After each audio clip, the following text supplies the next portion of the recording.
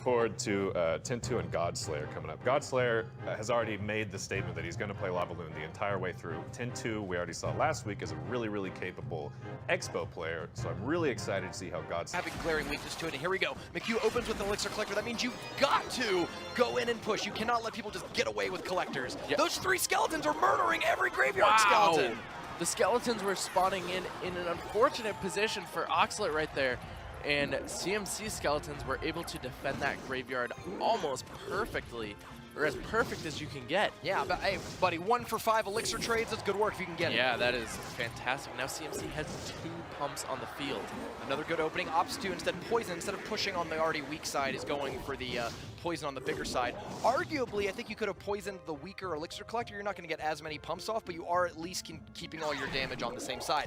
But 3 Musketeers come out for McHugh. I do not believe that Oxalate thought that was going to be a 3 Musketeers deck, or maybe he did, but either way, using that Poison puts him in a bad position because what's going to kill these Musketeers? Well, I think the Executioner is probably going to have a decent advantage, but the Skeletons are going to come down. Night Witch is going to come down as well. Oxalate's going to need a Tornado this Battle Ram, but it looks like he's just going to take it and Tornado the Barbarians away from the tower so they don't get any more damage as they did. The Musketeer was caught up on the bats, so that gave at least the tower a reprieve, wasn't getting shot up by the Musketeer that whole time. Yeah, and then the Night Witch was able to take down the Musketeer. A little bit of a reset here, but CMC does have the pump on the field now. Notice that you cannot see Elixir bars this week. That's on purpose so that people who are in the studio don't have a disadvantage over people who are not in the studio. It's actually the new update. When you spectate, you can only see the person you're spectating's Elixir bar. Whoever's on the blue side, yeah, that's whose Elixir bar you can see. Cool. Well, either way, we're not going to be showing Elixir bars in this week's tournament so that there is no competitive advantage or anything for either player. Before that, because of that though, I can't really tell you if anyone has a massive Elixir lead right now. It feels like McHugh's got a bit of an advantage because of the pumps and because of just the tempo. Like, it seems like he's the one starting all the pushes, keeping the pressure up. So I assume he's ahead in Elixir, but really, who could tell? Yeah, 1,000 health left on Oxalate's left-hand tower. He's going to opt to poison the Musketeers here. I like that play. Definitely. Now he's got to stop this damage bleeding onto his other side, though. He's going to use a great Executioner there, caught up by the Ice Golem. It allows the Executioner to clean up the Musketeer without taking any damage. And this could be a graveyard push here for Oxalate. Yes. The Baby Dragon's going to come down. Here comes the graveyard. The Tornado. Ice Spirit is going to jump onto the Baby Dragon. Tornado's going to come pull everything together. Executioner, Baby Dragon doing a lot of damage. And the Skeletons might build up on the tower and dish a lot more. And just like that, Oxalate takes the damage lead from McHugh at 13 seconds to go before we move into double Elixir time. McHugh did get away with a pump, though. We're going to see yet another split of Musketeers. Poison comes down. Can he hold those Musketeers in position so the Poison kills him? He needs an Ice Golem down. Oh, he uses the Baby Dragon. Is going to come down. Executioner's going to come down. It's going to get held up by the Ice Golem, but the Skeletons will clean up the Musketeer, no problem. This can do it, though. Battle Ram is no joke.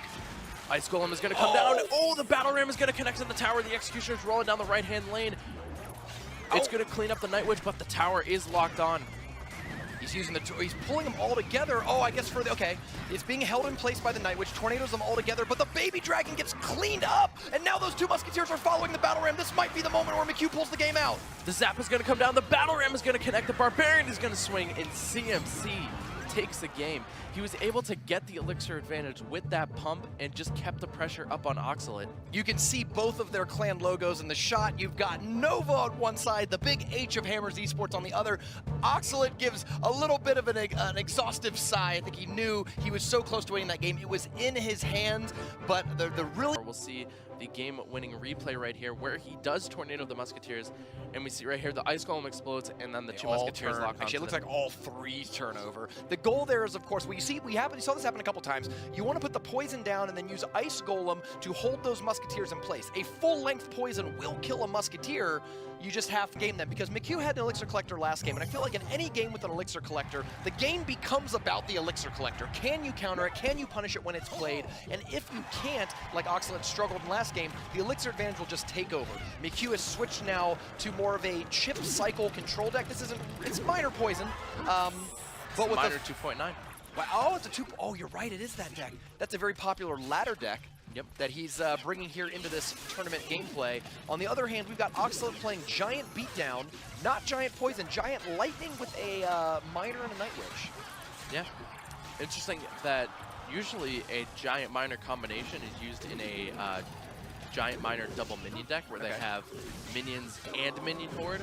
But in this one, Oxalate is kind of playing it a little bit different. I wonder his deck choice on this, but it looks like a very effective deck, and we'll see if he can make it work here. Yeah, I was going to ask you, like, what am I missing here about this deck, or what's sort of the new innovation? Of course, with the new balance changes in, deck lists are going to be changing a little bit because balance changes always throw everything into mix. A lot of confetti coming down on McHugh's side. Electro Wizard meets at the river. It's going to hopefully shoot that thing. It's going to kill it. Yeah. Oh, take one hit. Get one hit though. Those little advantages. It's a game of inches. Yep. And the Night Witch will die here, but the bats almost clean up the Electro Wiz, no problem. But the Giant's going to walk in front of the tower and just tank all that damage from the Miner and the Electro Wizard. The Electro Wizard doesn't do that much damage. It's about 20 to 25% less DPS than a Musketeer. So if you can distract it or just put little junky stuff in the way to buy time, you'll be pretty happy with it. Yep, so the Skeletons are going to come down here and just take down this Giant, no problem, with the assistance of the Inferno Tower. And Oxalate does have the damage advantage right now. Yes, he does. We're going into double elixir time here. We got 1 minute left on the clock. 62 viewers, the most live viewers we've had in-game of anyone. Both of these members, all clans are on deck to watch this game. Oh yes, Goblins are going to come down in the back. They're just going to get logged away. The Giant's going to come down as well. Let's see if CMC keeps up the pressure with the Miner. There it is, top right-hand side.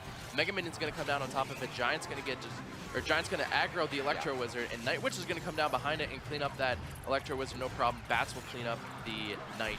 And the Miner Poison deck is such an interesting deck. If you're like a new tournament player, a new Clash Royale watcher, Miner Poison, the whole point is the Miner will deal some damage, but you're really setting up for, because whatever they defend with, you hit it with a log or a poison. If you think Goblins are coming down, throw the log. You think Minions or Minion Horde is going to defend it, throw down the poison. And between getting the damage of both Minion and poison, you kill the defending troops too. The Miner of Oxalate was getting a lot of damage on the top left-hand side. Lightning's going to come down here, Miner's going to come down, Night Witch going to come down to defend against that Miner, and the Inferno Tower cleaned up the Giant, no problem. We're both looking at about 1,000 health. Oxalate's tower is going down a little less, but he's about to start this counterattack here. Miner comes down to distract the tower. Log comes through, cleans up the remaining troops, but those bats have to get stopped. Electro Wizard cleans up the bats.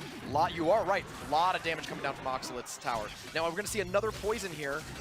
Oh, And the Zap comes down to damage. reset the Miner. The Log might be able to come in and finish this tower off on the left-hand side. I think so. 131, 101, 5, and CMC is going to take it in an extremely close match, but he will win 2-0 over Oxalate. He's such a precise player. Like, you can just see that he's counting in his head. And he's like, there's this much damage on it. That is 2 Miner swings, plus a zap, plus a poison, plus a log. I can do that. You know what I mean? Like, it's just such a... He's doing the math in his head so effectively that he's never getting into those situations where it's like, oh, if only I had one more thing, I could win. He's Still super confident here in person, which is really exciting to see. Oh, And yeah. I think he was one of the only Miner 2.9 players in bracket play, so it's exciting to see him bring that back.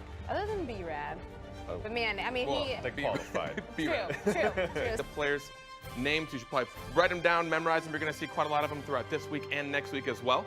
I'll give you a quick rundown of how this works. So this is a round-robin style tournament, which means every player here is going to be playing every other player once, which means everyone's playing 7 matches. A match is a best of 3 games, and the way you earn points is by winning a match. So even if you lose a game, you'll still get the full point by winning 2 of the 3 matches. Now, it might look a little skewed right now, but the way the scoreboard works is by score differential. So essentially, it's your wins minus your losses. So you'll notice that Rice might be sitting in the middle at 2 wins and 2 losses, so he's technically at a 0 differential, while Tin 2's above him at 1-0.